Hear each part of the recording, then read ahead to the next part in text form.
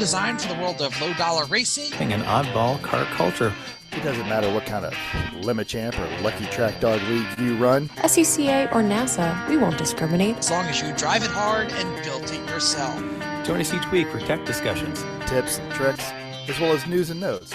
From the world of amateur endurance racing. And whether it's on the spot, hella sweet when we're lucky enough, and Chrissy. And I give you just the tip. We're sure you'll giggle a little and learn even less. Everyone report to the paddock. This is Chris. Nope, you must be on mute or we can hear you. Yeah, this is Chris. Yeah, this is Chrissy. Oh, and we're such a hot mess tonight. We are. As the regulars are no doubt well aware, we are everyone racers. More so than normal. The Genesis episode. It's episode 311. The Wartburg 311 was a car produced by East German car manufacturer VEB Automobilwerk Insak from 1956 to 1965. Did I say it right? Variations. I have no idea. VEB Automobilwerk Eisenach. There we go. There's an extra syllable in the middle there. They made a pickup, a sedan, a limousine, a coupe, and even a 2-seat roadster. And if you are not going to enter an essay contest to win and abandon Wartburg sedan and build it into a lemons car that will become the foundation for a race team and ultimately a podcast 14 years later, well, you can open up the E1R bigger car. I mean, it's not as cool, but you might get something out of it. You never know. Maybe. You never know. All right. And as we are a bit scattered, we'll lead right into what you're working on. Chris is working on stuff. I've been working on the porch. I've tore all the siding off the porch inside and out.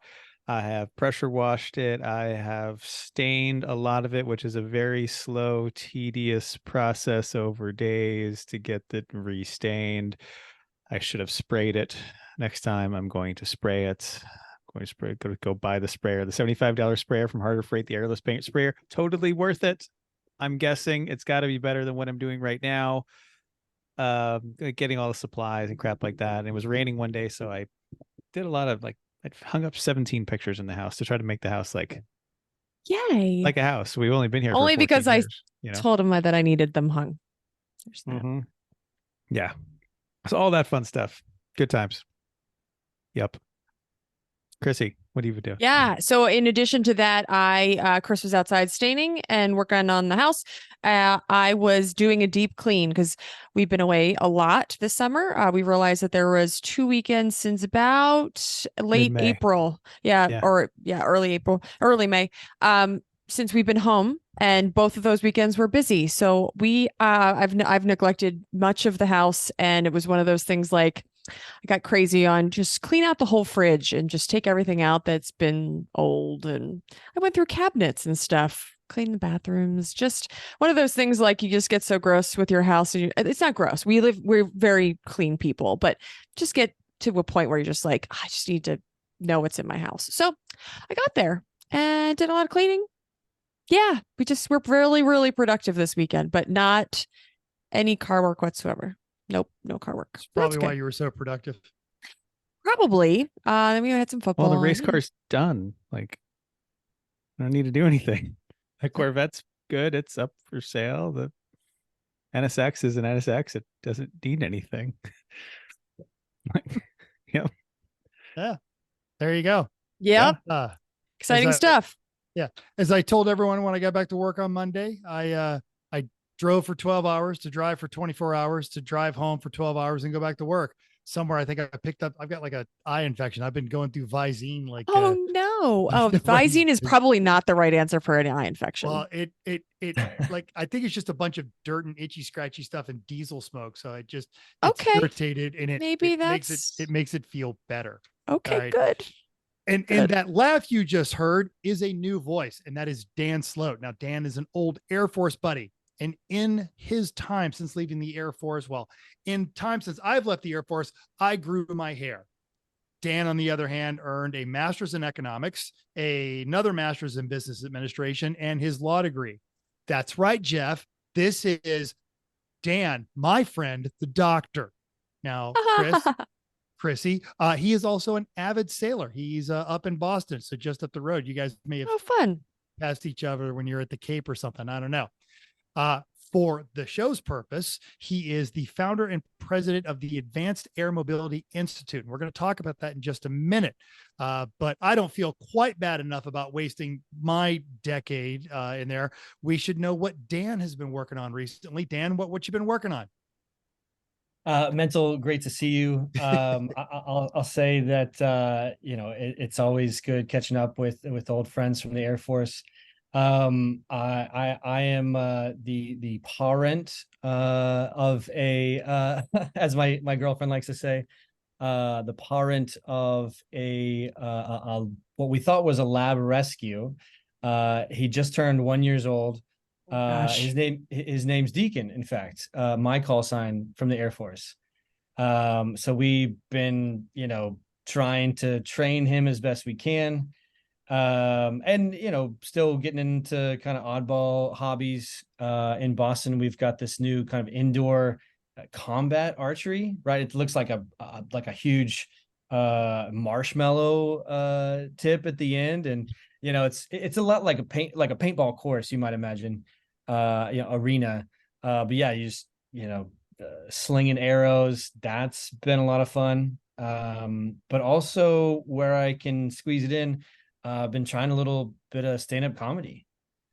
Oh, wow. Yeah. Boston, of course, some pretty decent names coming through. Mike Birbiglia, and in particular, there's this guy Tony V. He's kind of like this old wise comedian, and I got to study under him recently. I'll say that his feedback was, I don't know what to make of it. I do like my type 5, and but then he goes, yeah, that's cute. Oh, that's cute. It depends on the tone, because if I say that, I don't know that that's not so positive, but maybe he was meaning it in a great way. Yeah, he's a tough guy. He mentored Bill Burr. Okay. Right. So he, he's got quite a bit of credibility. He actually opened for Bill Burr when he as the first comedian to play Fenway Park. Okay. Wow. Okay. Right. Yeah. It's a tough Very, very... venue to fill. Yeah. for sure. Yeah. Well, and it's not like Boston has any kind of a history with comedy. You don't have Dennis Leary or Mark Maron got their start there or any of that kind of stuff. So, and they're definitely not difficult audiences either. Not at all. They're very kind, very patient. They'll accept you for who you are. No, not us East Coasters. Nope. I've never gotten anything thrown at me, fortunately. Yet. Good. You haven't gone to Philly. Yeah. No, you got to go to your Philly. You got to go to your indoor combat range for that one. Exactly. Oh, all right. If you are listening, we are going to skip because Dan is a busy person and he's got calls. We are going to do news and notes real quick, and then we're just actually going to jump right into the main topic. So, yeah. Okay. Oh, news and notes. Sorry, I was like, Chris, just start reading. Got it. America's best-selling pickup, actually best-selling vehicle overall, is getting a refresh. By the time you hear this, the embargo on the 2024 F-150 will be lifted, but we got the advanced release for you, dear listener. Of course, Ford is keeping the box steel frame and aluminum alloy body, but now it has Blue Cruise hands-free operation, multi-function tailgate, and hybrid models with 3 levels of pro power output ranging from 2 to 7.2 kilowatts. Ford claims the highest output is enough to power a mobile welding shop for 32 hours straight. Wow. They don't tell you what voltage and how much. No, you can just carry the welder. You just can't run it. Yeah, you can for a little while. Sure. Hey, at the very least, that's pretty cool. What's the F-150 losing? The V8. Cue bald eagle tears everywhere. That you can't buy a V8 in American pickup. New standard engine is a 2.7 EcoBoost. Optional upgrades are various levels of 3.5 EcoBoost, Power Boost, high outputs, etc. You can still get a V8 though if you go to the Raptor R. That gets a V8 with a supercharger. That's when you can say America again. Can you still bring the welder with you? No, that one doesn't power the welder. Yeah, I don't think you're going to be able to power the welder. You could No. drive or power the welder. That's what you got. Yeah.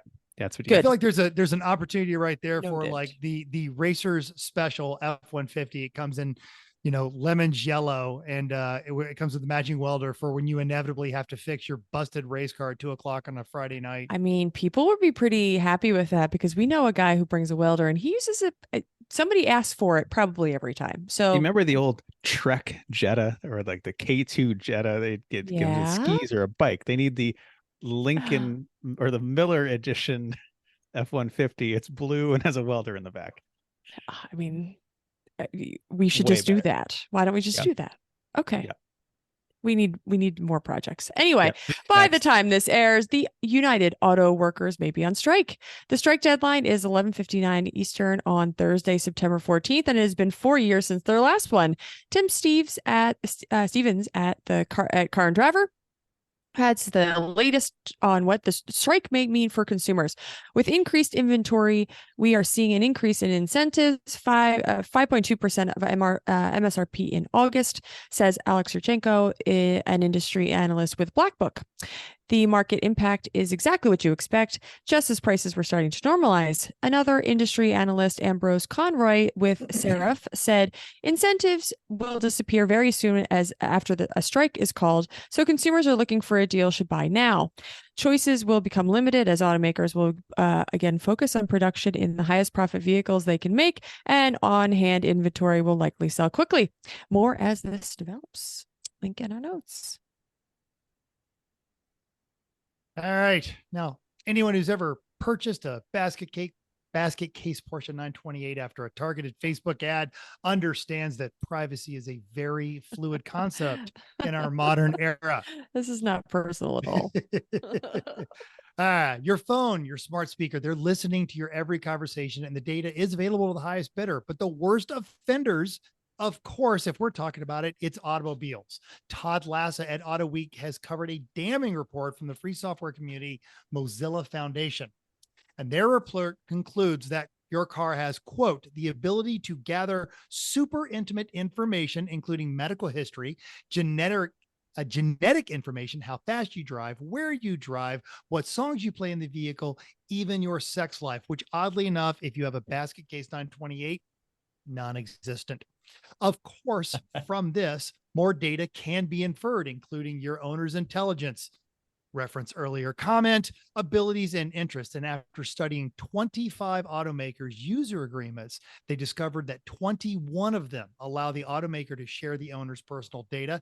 19 of them allow the brand to sell the data, and 14 of them say that they can share your information with a government, a law enforcement in response to a request, not a warrant, a request. So all of a sudden, my Porsche 914 is looking pretty darn good. I don't know that that's a thing. What, 914 914 looking good?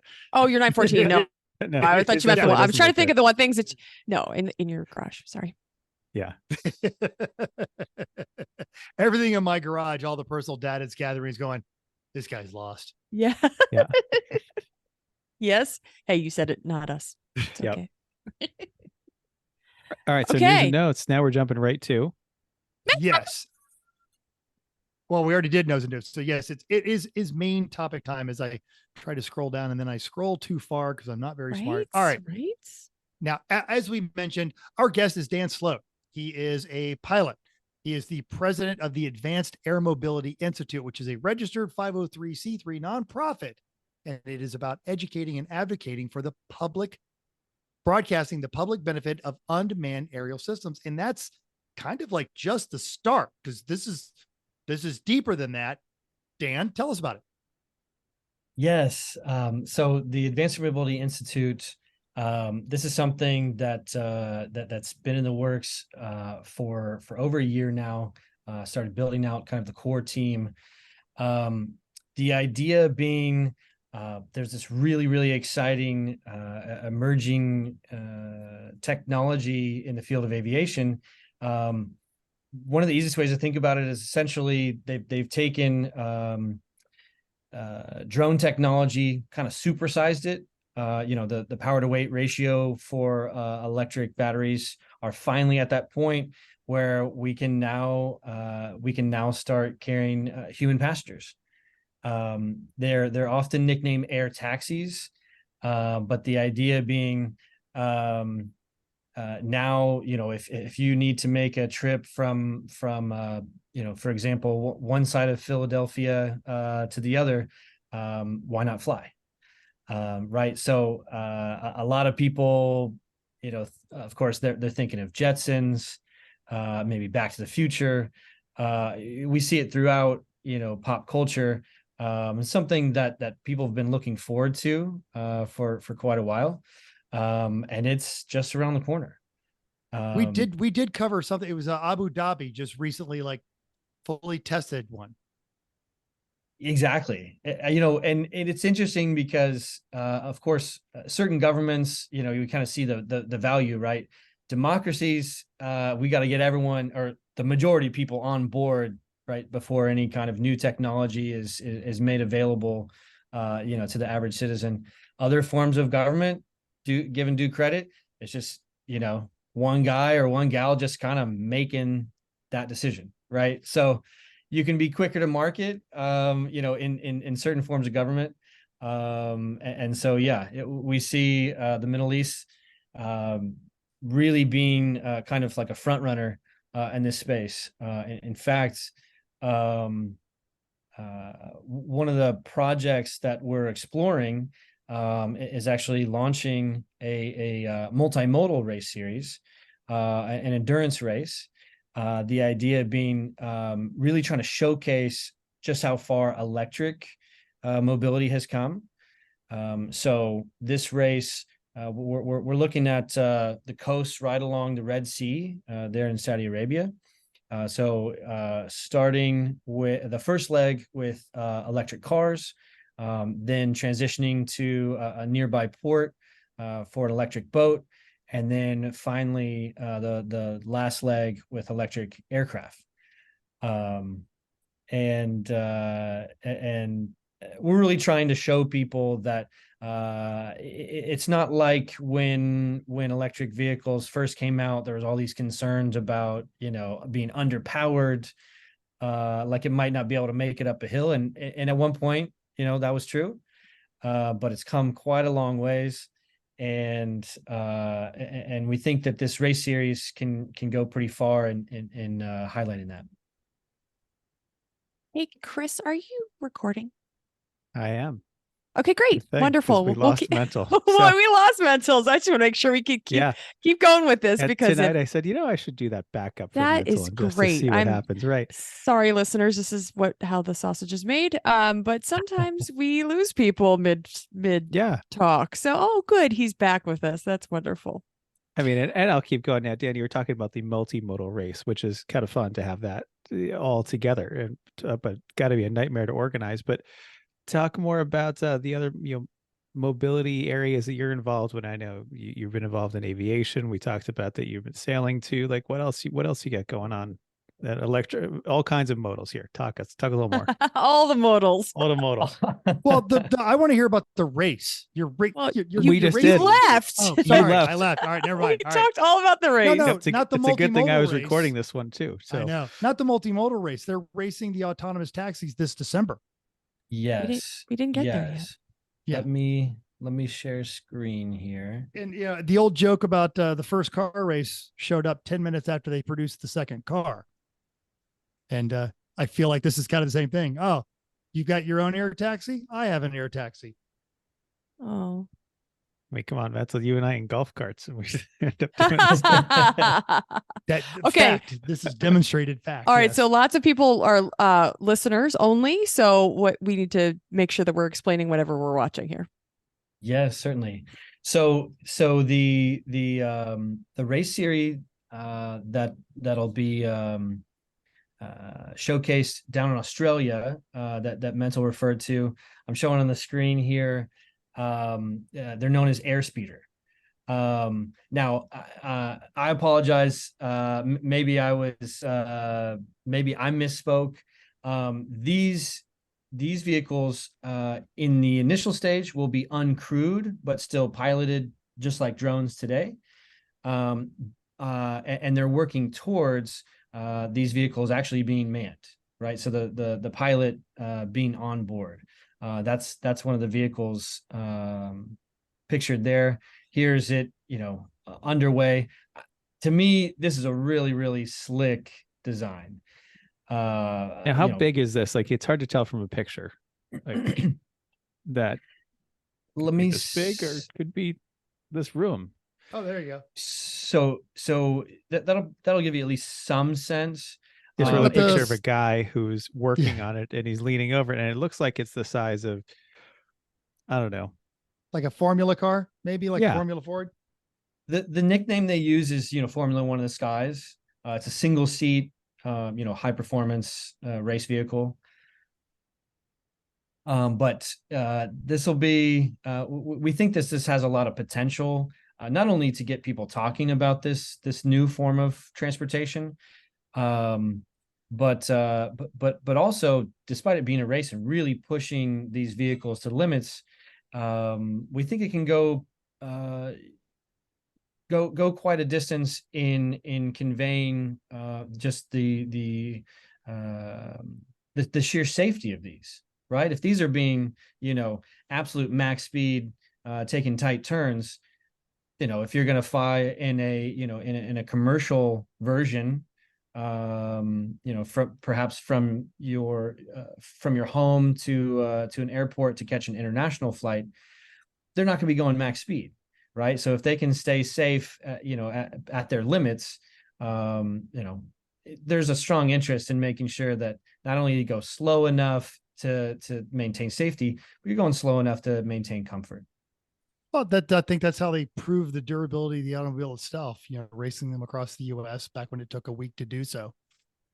Oh, right. There you go. That's actually a good view for scale. Those, they're about waist high.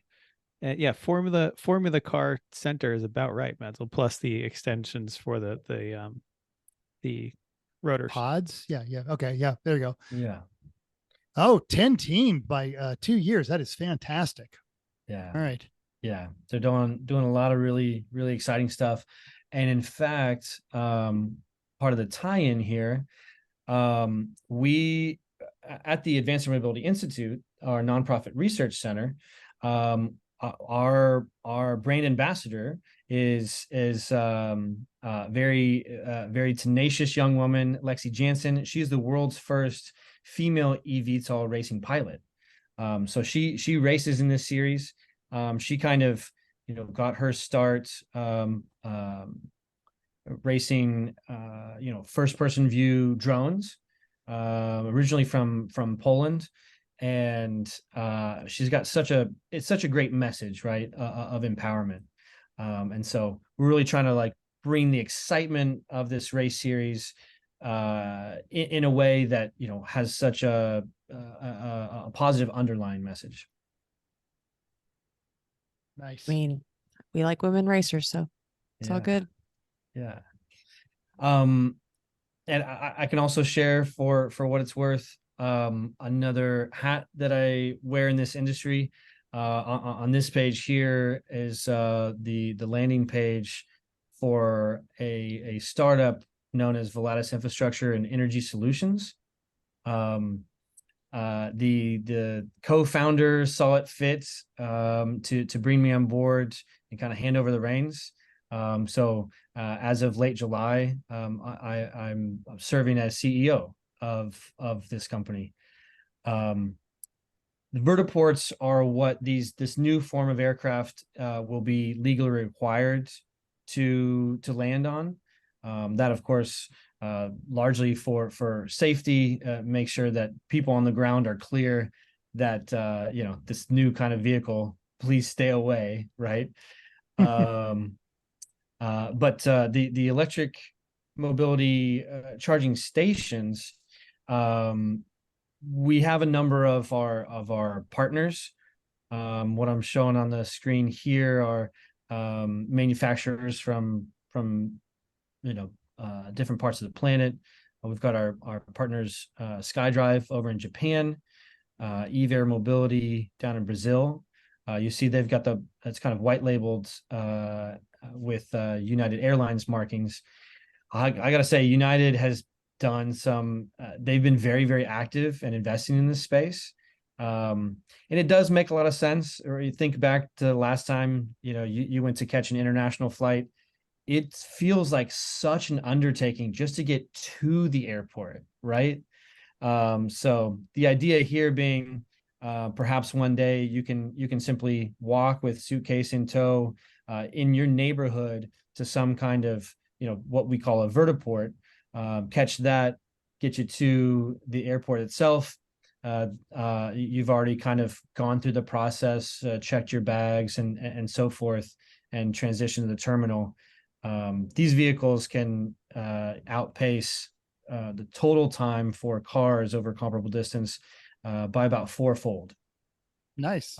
I like the Australia one. Looks like a hot rod. Yes. The pod racer. Yeah. I'm sorry. Yeah. Just random thought. This is. I'm sorry to interrupt. Is there a weight limit on any of these vehicles? That's an excellent question. So I'll cite one in particular. Opener. They have a vehicle called Blackfly. This caught my eye in particular. They just announced that they're going to open up sales for their first 12. So if any listeners are out there have an interest, definitely encourage, go check out their website. I don't know off the top of my head. I can search that. We'll have a link in the show notes. No, it's fine. Oh, perfect. But the reason that one stuck out in mind, I just barely don't meet the weight limit. It's set at 200 pounds, single seat. And but I'll point to this one here, for example, out of Israel Air. So this is going to be a 2-seat. So of course, in aviation, you got some wiggle room, but perhaps if you and your friend were vastly different sizes, right? It can genuinely create some real issues with the aerodynamics. Truth be told, I don't know. I don't have memorized the weight requirements, but a lot of these vehicles, I mean, they're carrying 4, 5, maybe even 6 passengers. That's wild. So it's enough that you can. I was just wondering if you can take anybody. Can you take anything? Just trying to picture, because we have a small plane, and I'm trying to figure out how much you could bring, because I know that we can't bring much if we were to go somewhere. So just trying to picture with what I know. And that leads me to my next thing. Is I'm curious as to how this is gonna work with airspace in general, which is fairly crowded right now, especially here in the Northeast. It's a mess with all the different classifications and restrictions on airspace. How are these going to work out with the general aviation community as it exists? So that's one of those $1 million questions, right? It's a case of this technology will impact federal regulations, state laws, municipal ordinance, across the board. There is I don't practice as an attorney now, but I thanking my younger self for having gone to law school, because it's quite convoluted. To your point, there's also the autonomous aspect of it is an asset or a hindrance as you try to navigate this morass of legislation and rules?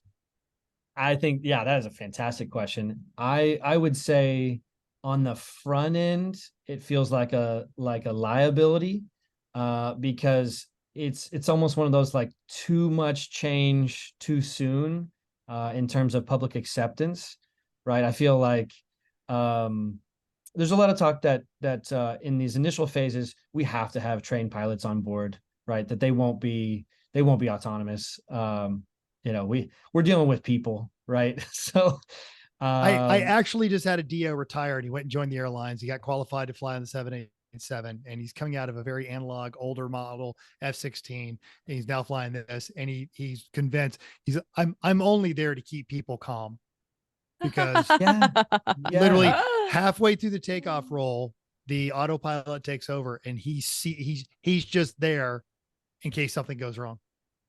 Yes. And no, that's exactly right, Mental. And it's that's why I would say so there's kind of, we're looking at likely three phases. The first being, a trained pilot on board with the passengers. Second phase, they'll come off the aircraft and fly it just like a drone, as we expect today. And then in that third phase, that's when we'll shift to autonomous operations.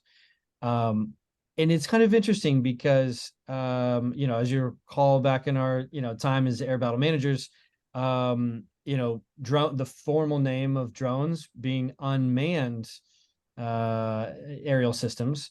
And I think we're already, there's already a push towards making use of the term uncrewed aerial system, because, the term unmanned, I think it's going to be difficult for some people to wrap their head around. Well, if it's unmanned, then how are there passengers on board, right? And we've just fallen into the derogatory term of stupid robot pilot. Right. Yeah, and so it's a case of unmanned always had to do with whether or not there was a trained pilot on board, not whether or not individuals were essentially payload. Interesting. Yeah. Chrissy, I think this leads into your question down there a little bit. Well, we talked a little bit about safety. I am a safety professional, so I would love to, and I see that's the first thing that's on your mission page. So I would love to know more about what you're doing. We did talk a lot about airspace and making sure that you're landing in the right spot and keeping the passengers and the people on the ground safe. Anything more? Why is safety the top on your list? So with new technology, I think that's often the very first question, right? If it's new, it's almost a case where if you're an early adopter with new technology and you get hurt or worse, then it's people, I think, are quick to say, well, you're the foolish one, right? They bought their tickets. They knew what they were getting into. Yeah. I mean, if you can avoid it, you don't want to be the guinea pig, right? So we put safety first because we feel strongly that the general public, that's going to be, top of mind. When we think about safety, I mean, we assume that the original equipment manufacturers are prioritizing that, because that's not a good look, right? That's a case where Boeing 787. Yeah, sure.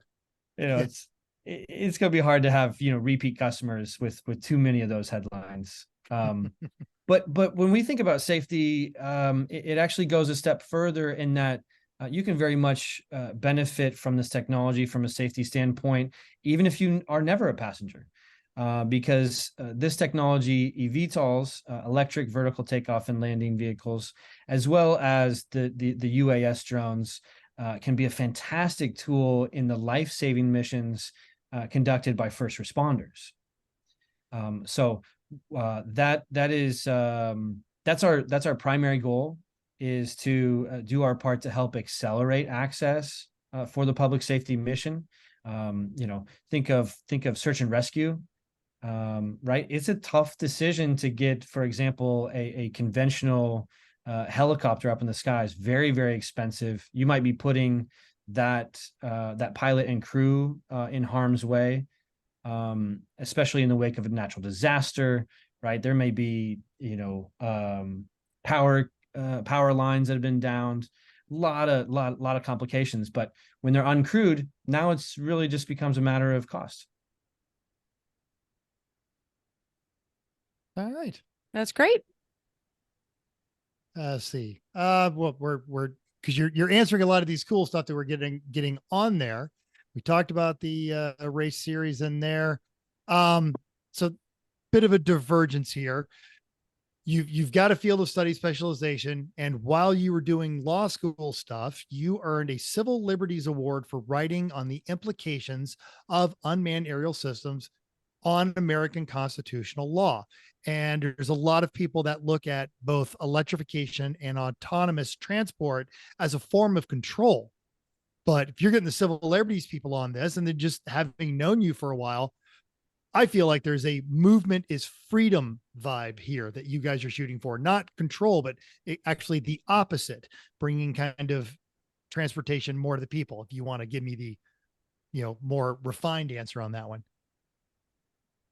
Well, I remember, going through some of the show notes and coming across that question. Honestly, I hadn't heard it before, and I think it's fantastic. There's very much, the idea of a universal right to assemble, that is very core to this idea of kind of a silent form of freedom of speech, right? People should be allowed to gather together in support or to demonstrate against decisions of their respective government, of course, in a peaceful way. But absolutely, restricting people's movement and their capacity to travel is certainly an infringement on those freedoms. And what's cool about these vehicles, we can now reach places that were remarkably difficult otherwise, even more nimble than helicopters today. Oh, helicopters don't fly. I've often said they're just so ugly the earth repels them. Wow. Okay. That's something else. Yeah. Okay. So let's see. This is a good interview. So it's structured on there. So you're safe to call you a mobility expert? I'd sure like to think so. Of course, from an aviation standpoint, loads of experience there, private pilot as well as a drone pilot. I whenever I get a chance, love sailing, to the extent that counts as mobility. Really, there was a streak there where I was just like racking up licenses. I spent a summer working as a horse wrangler up in Wyoming. That was a really nice break from school. And I don't know, what are your guys' thoughts on that? Does horseback riding count as mobility? All getting you somewhere. Yeah, gets you somewhere quicker than your legs. So I'd say sure. And then probably than sailing. Sailing is just going nowhere at great expense while getting wet, essentially. So depends on the wind. Yeah. Yes. Sure. Yeah. But it was green before it was cool. Sure. Right. I came across an article. They were trying to treat it like it was this, check out this breakthrough, innovation. They were saying, a team of engineers proposed the idea: what if for our ocean faring shipping international container ships, right? Let's Yeah, power container with ships. wind. We got a lot. Yeah, let's put massive parachutes on these things, and it's like, how you guys read any books about sailing? Like, right. I did read something recently about that. They basically have essentially vertical wings that they're adding to the top of these things now as the way to do it, like America's Cup kind of yachts. Which hey, why not? It's there. You've got the wind half the time at least. It helps. It'll add up, and over the life of a container ship, it'll probably pay for itself and then some. Definitely. I did get to do a really cool trip.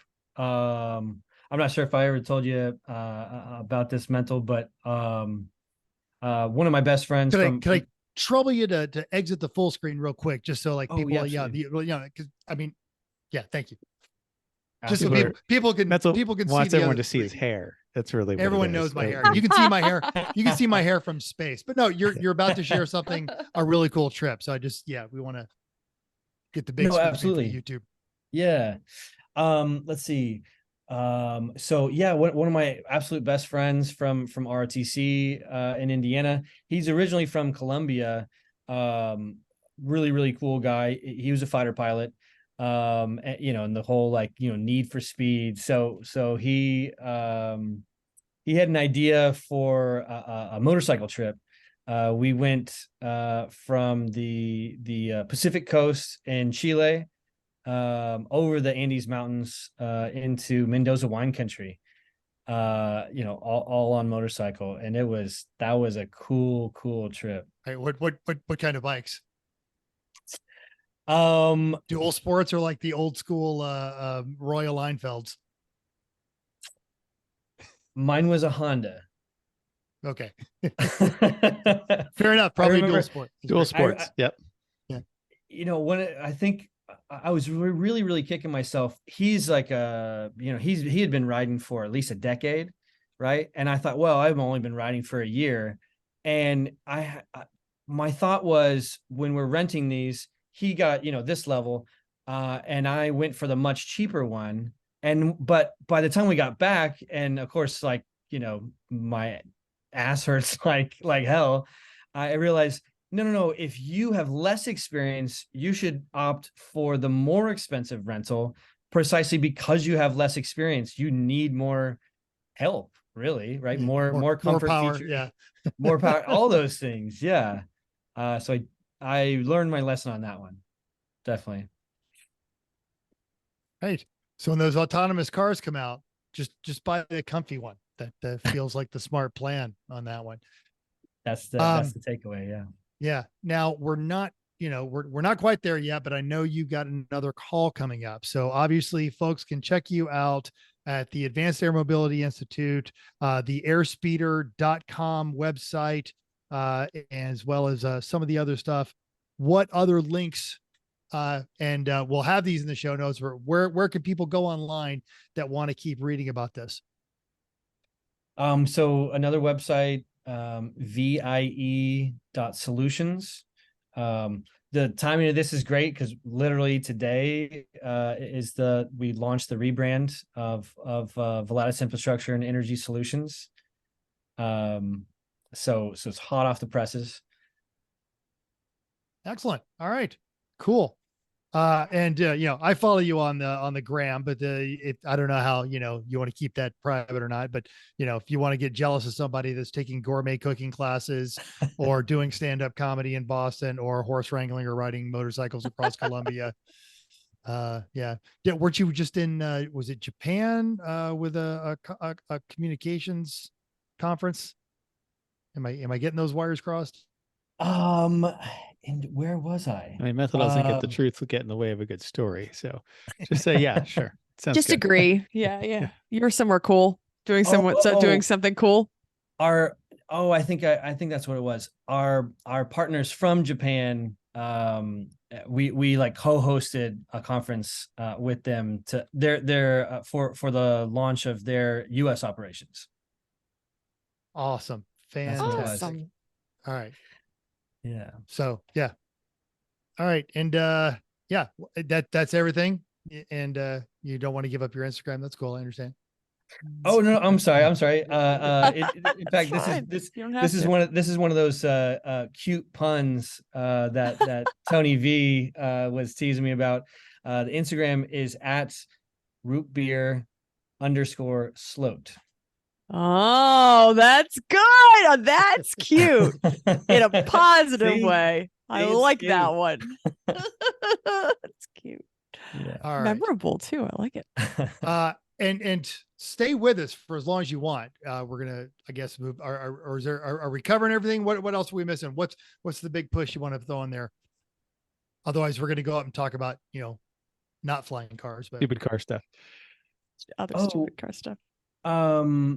I remember, Chrissy, you had an elevator example. I did. Yep. Hold on one second.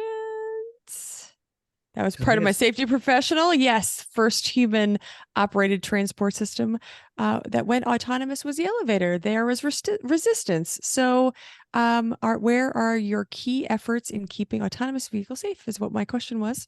But we talked about safety. So, if you want to add to that, you can. Well, the transition from elevators, being, that there was the public felt that there needed to be a professional on board, right? That people couldn't possibly be trusted to step on board and, push the button to I that feel that corresponded with way their now with a lot of things. Oh, absolutely. Because Ideally, you're what on the happens when elevator.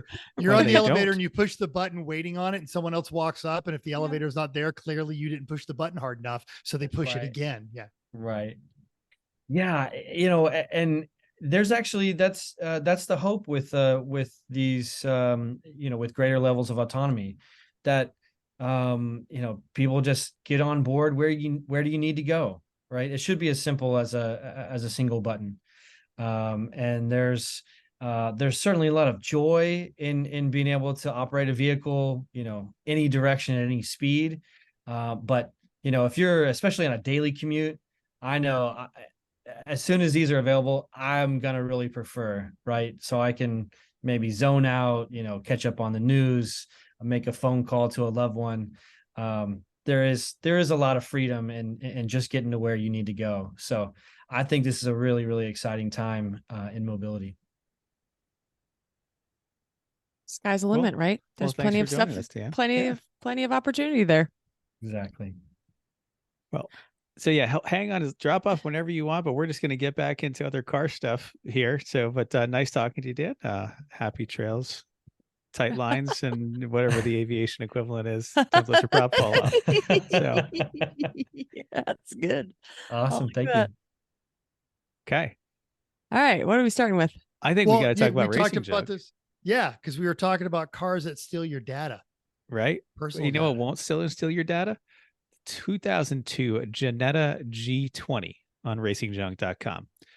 12 grand, almost ready to race. Let's see. It's got a what this full is. roll cage, NASCAR sidebars, Kirky seat, G-force restraints with expired dates, Oh. of course. Fire system, quick release wheel, AEM, EMS, engine management on a Miata BP 1.8 liter. It's dyno tuned to 155 horsepower. Comes with a 5-speed manual out front of Miata and a short shift kit, Miata diff, Willwood brakes, coilovers, all kinds of good stuff. Listed for $12,000. And it's actually sent me down a rabbit hole on what is a Ginetta Of course G20. it How is it all did. put together? This particular car was on Bring a Trailer earlier this year with like 100 and something pictures. If you really want to see some good pictures, including receipts from being worked on by John Pagel's shop in California several Ooh, years that ago. means I did not know that. Well, means there you Right. go. it's Yep. good cage. Super safe. Yeah. Yeah, so this is it's got lights, it's got a It's huge. title, like it was made in England to be street legal. It weighs about 1,300 pounds. It this looks like is a a Miata somebody stepped on. Yeah, or that like they put in the dryer a little too long. Yeah, like it kind of looks like a little stretchy, Yeah. and yeah. So Yeah, I it's mean, this has got to funky. be a riot to drive. It's going to be a little tough getting in and out with those wide-shouldered Kirkies in the cage and stuff, but streetable track car. I mean, this thing, Huh. and for 12 grand with all Miata mechanicals, like how this Uh-oh, is actually it's quite in Vegas. this is actually quite a bargain here. Uh-oh. I know. If we only we had a friend who needed an even less practical two-seat convertible to drive around Vegas than the two that he already has. That's what I was concerned about. Yeah. Well, Uh-oh. technically, the 911's a 4-seater. There's just a speaker over the seats, so you can't get into that. Well, anything's a that's not 4-seater yours, if you so it's stuff okay. small people in the back, then Hey, I've had Oh, 8 people in a Miata at a point. Come on, or on it There you go. somehow. Anyway, that's a good deal right there. I like yeah, that. and it's and that rabbit hole is exactly the way you should go to Racing Junk and just get a pro membership. Use that code POD23. Because did any of that make you angry enough to yell at your computer? No, just joy scrolling. Yeah. Racing I Junk. learned about Ginetta. So And they also have so many different, this isn't even scripted. They have so many different categories. You're just like, I know nothing about this, even just racing subject. I'm like, what kind of cars? Like, you just buy an LMP2 car on RacingJunk. You're just like, who goes to RacingJunk to buy an LMP2 car? But it's amazing. You just find out this, like tractor pulls. Just go look at all the tractor pulls. Yep. And soon, according to Dan, they're going to have racing EV tolls on racingjunk.com. It's going to be awesome. I'm sure. Dan, thanks for stopping by. It's great to see you. We'll talk about that other thing soon and reach out to me. Good. Best of luck to you. And if you get a chance, send me all those, anything else you want to promote. We'll put that in the show notes. Thanks for stopping by. Yeah. Awesome. Thank you all. Thanks, Dan. All right. We jump All right. into Upcoming races? no. No, because I was like, there's no upcoming I races. was already. I know. jumped in. No, there's none. Wah, Wah, wah. wah. Oh, not yet anyway. All right, we're going to fly through these because heads up, we're going to talk about it more next week. But the winner on laps was Gorilla Sticker, one word. Winner on laps of what? Yeah. We didn't Oh, say HPR. We were at HPR. I'm sorry. High Plains Raceway Mental in was at High Plains Raceway. beautiful Colorado. Well, he was there, but we're talking about the race results for it. So, okay, this is True 24. I can't wait to talk about it. I'm so excited. You should be too. So the winner on laps at HPR was a Gorilla Sticker, one word, in the 517, a BMW 325. Boring. Boring. It was boring. It was also good, unholy fast, but yeah. Boring. Winner for B class, which was the Flog again, like Hoonigan, but with flog. Flog In fact, again. and Okay. it was painted up like one of the Hoonigan cars. Okay, in a number 43, 2000 Golf. Oh, such corner of my heart. Winner in Class C is the TDI Soar Racing in a VW Jetta TDI. Schlong, baby. That's fun. Org Choice went to Trash Racing in a Ford Crown Victoria. Judge's Choice went to Doppler Racing in a 325. And Heroic Fix. So funny story about that one. We talked about the judges were Mary, Bob, Corey, and Tom. We did not talk about this, but okay. Well, We last will week next on week. last week on the show. Okay. And this is one of the things that Eric has been trying to implement, is having, more judges who kind of have done the series and understand what's going on. They were struggling, not for attitude, just out of a complete sheer lack of knowledge. And after like the third time they came in to the penalty box, Mary says, okay, I want you to go down to this pit and I want you to find a guy named Anton Lovett. And I want you to have a talk with him. And Anton ended up driving their car a couple of stints, and they made some adjustments, and then they broke the car. And when they needed some parts, because Anton was standing there, another team came by and said, here you go. I had these in my trailer. And it was just, and they were very open, very receptive. They were a good team, and they really did deserve that award. But it is, I think, the fruit of Eric Rude's labor in trying to get people who understand this series now and keep it going and keep it happy. Yeah, I completely agree. And I think that's why Lemons is awesome. So yes, but we agree from the working side of that as well. All right. So lastly, I have eBay's Heroic Fix went to Arc Blast, the number 666 in a Datsun 620. All electric vehicle. Really? No kidding. Good for them. That's exciting. Is it the first one? Has potential to be. No, it's not the first all electric. The Jet Electrica 007 was run by Duff Beer back in the day at CMP. Yeah. This one was a little bit quicker, but ran about the same amount of time. Yep. All right. I Got Screwed went to Kowloon Express in their Infinity G20. The Yokohama Road Mangler Cup. Are you saying there's something wrong with they found the are you saying that there's something wrong with my gear? They bought one of Chris Overzet's old cars. It's that Jaguar. Good. The next JS. So I mean, it's at least looking good while they're on tires. No, they got some tires though. They got tires. Yeah. They got tires. The people that are dedicated to this tire game they're really excited. So well, I mean, Corky up here hasn't paid for tires in like 2 years because he keeps winning them. for Right. example. Right. And they actually loaned their tires to the 1957 Dodge truck when they wore theirs out. So it turns out Jaguar rims bolted right up to it. Even better. The regional award was YU Brake Classic, went to Green Beret Racing in their Plymouth Satellite. IOE Soiled Suits Racing in their 74 Camaro, but A. What? And Halloween Meat Gasoline was Savage Orchid in their 2. Do the wrestling thing again, or did they do something else? Oh, your microphone went haywire there, little buddy. Sometimes. Let me wiggle this. I'll go back. They did it was a McDonald's. Would you want hold on. Oh, okay. I want to save something for next week because I want to hear all about it next week, but save some. Not a problem. Okay, you can tell us all the stories next week. Let's talk a little bit of Yes, listener feedback. I posted a picture of the rear of the Salty Thunder Corvette before we started the race, and lots of people loved it. On Facebook, Matt F said Boner Pills, which was our sponsor, and Kofifi, which was the vanity plate, is the breakfast of champions, and he's not wrong.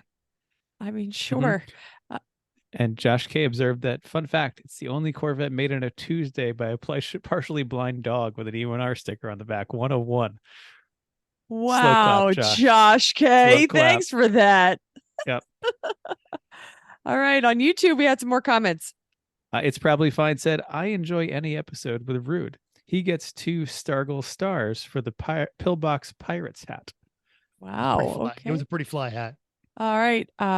Wes Sykes said a street circuit for 24 hours of lemons would be the poop emoji. I'd vote Chicago or Detroit. Now the Ronster, because we were talking about the getting Uncle Dave into the thing. Ronster said, truth be told, that Mark Martin Wreck tribute wasn't Uncle Dave's car or my creation. It was just the cover pic on that post, which is pretty cool. But that doesn't mean Ronster still had like a really cool setup for Uncle Dave's car. And if you are looking for a professional level iRacing skin for your car for like the price of a case or a 6-pack of beer, you get a hold of Ronster wraps. Always does. And who doesn't need a wrap on her car because it's brand new? Correct. That is true. Mom. I mean, she might want one. Maybe Cat's the beach. I don't know. Maybe she does want one. I'm just happy she's in a new Honda. That means I don't have to work on it at all. Yes. Oh, she got what she get? RDX. Oh, very nice. Like, I mean, we've been talking about this for literally before COVID, maybe years before COVID. We went to the that Mazda 5 trucking. Yeah. All right. So she got rid of the Mazda 5. And no, still has it. That'll get passed down to down. Okay. Passed now around. they have 3. So they didn't get rid of Snowflake, did they? No, would be a little no. I mean, someday, but it's still chugging along. Kind of like, we can be heartbroken about the cars you sold of ours. So there's that. He hasn't sold them. He just breaks them. So I told you those cars were coming to me to die. Yeah, I know. I am as hospice. much as we hospice, as much as we have some heartache about it. Well, it's still here. It's not gone. It's still sitting in the driveway. You don't have that big of a yard. It's still broken. Yeah, it is, and it's probably something simple to fix. But just put the intake manifold back on with the new gaskets. I did. Okay. You guys didn't listen to last week's episode. The Mercedes got all bolted back together, and I am still getting random misfires bouncing around that engine. Did you replace the PCV valve hose thing? On absolutely. The back? Oh yeah. Mm-hmm. Came with it and cleaned all the oil off from it. Had the injectors redone. I'm not getting the running and also all new, of course, because they're aluminum bolts, all new intake bolts.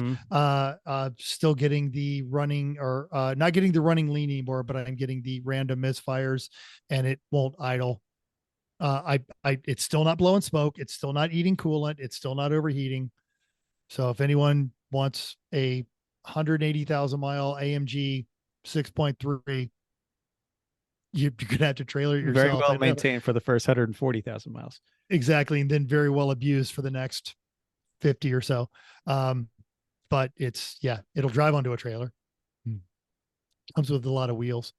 Like as Chrissy said, I don't have that much space. I don't have that much time, and don't have space. I'm having to draw some very hard lines, trying to get rid of the RV and some other things just to, simplify my existence. Yeah. And add lightness. Mm-hmm. Yeah. Well, just, less stuff, more experiences. Oh yeah. I'm down. I mean, our life actually.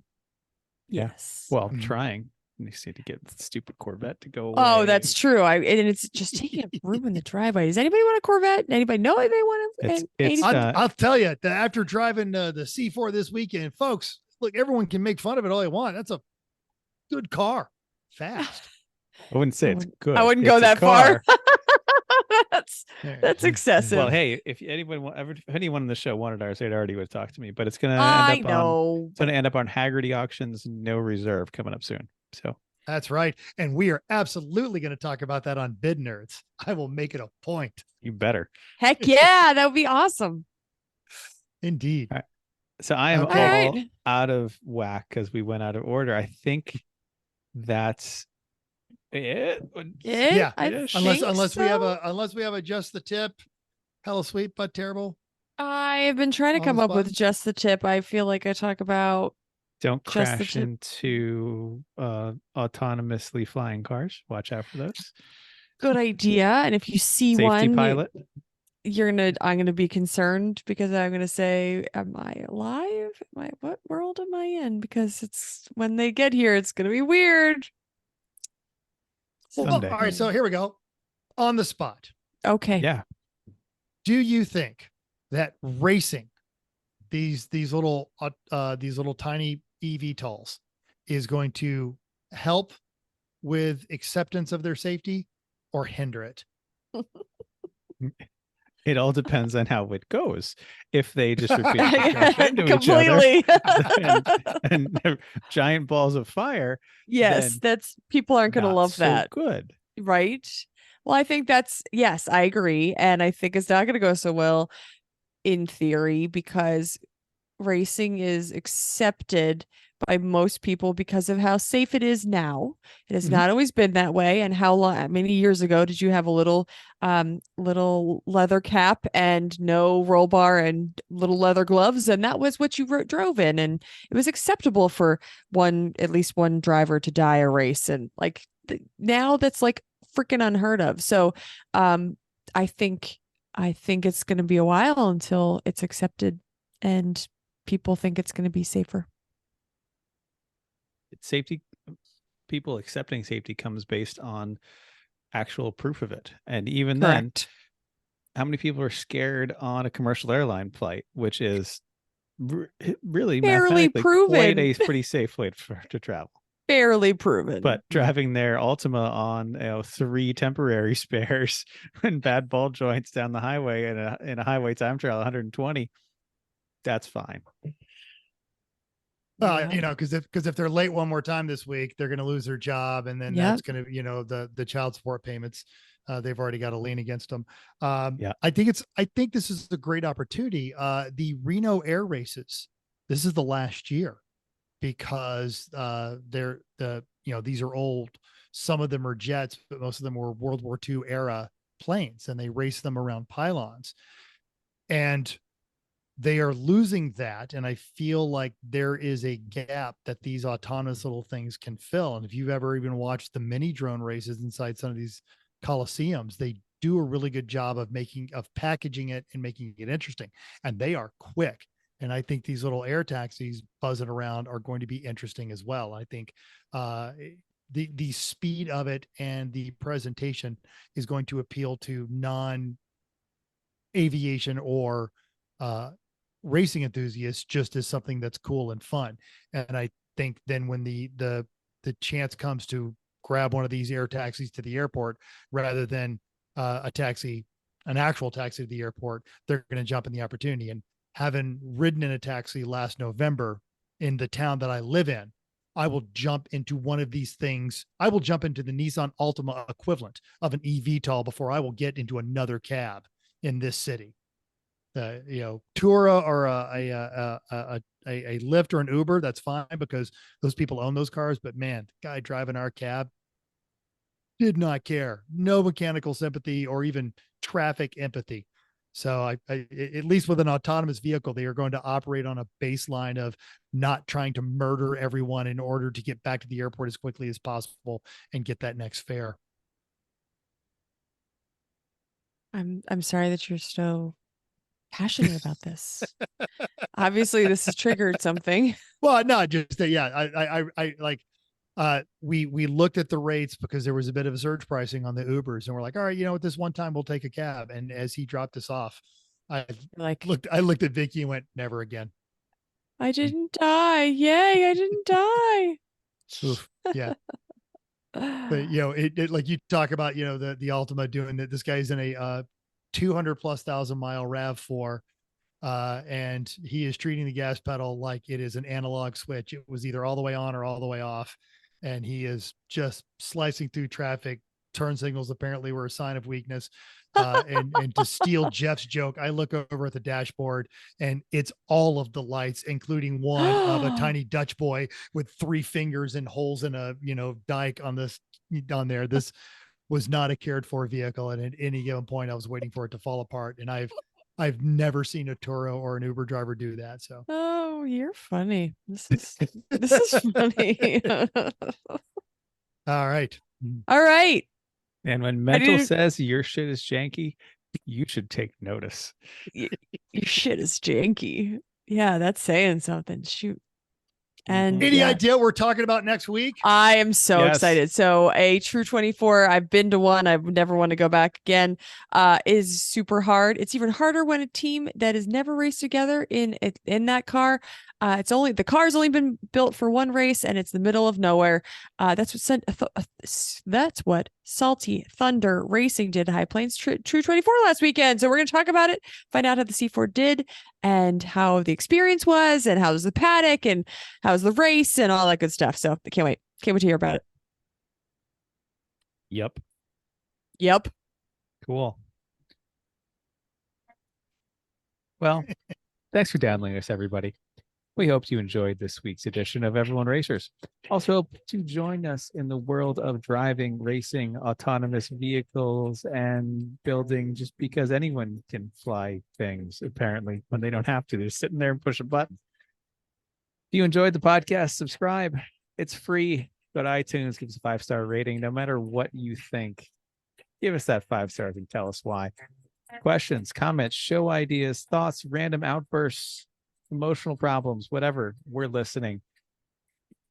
All over the social medias at Everyone Racers or everyone.racers. Text Mental. He wants to hear about your problems at 484-243-0455. Anywhere you can think of, we're there. And thanks again for reading. Except for Twitch. We're pretty much done with that crap. So yeah. Twitch, yeah, or X. Yeah, no, fine. Any of the ones that people are actually using, maybe. Whatever. Thanks again for listening. And until next week, keep the side with the rotors facing up. Unless you don't have rotors, and then tires. Keep the wheels down. Yeah, keep the wheels down. That's good. All right.